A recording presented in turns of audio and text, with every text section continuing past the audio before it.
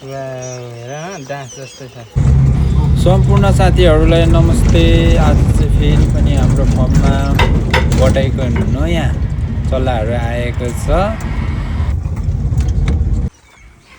सबै बटाईहरूलाई चाहिँ हामीले बर्ड फ्लूको कारण अहिले चाहिँ अत्यन्तै चलेको, सो हामीले सबैले स्प्रे गऱ्यौँ अनि आफैलाई पनि स्प्रे गऱ्यौँ, किनभने बाहिरबाट आएपछि फर्ममा त्यत्तिकै पस्नु मिल्दैन।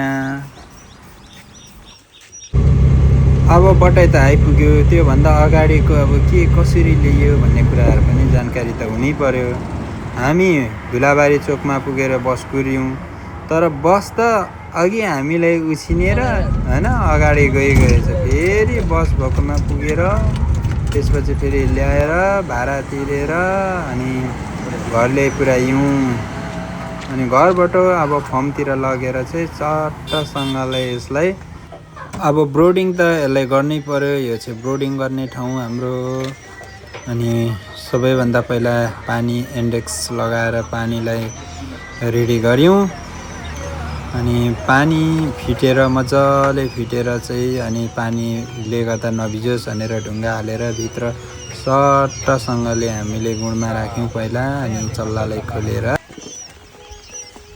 अब चाहिँ हामीले साथै यो बटाईको चल्लालाई लिइसकेको छौँ। अब चाहिँ हामी गन्दै गन्दै ब्रोडिङमा हाल्नेछौँ। सो यस्तो छ। एउटा त सेतो पनि आएछ, सो क्युट, कस्तो दामी छ है।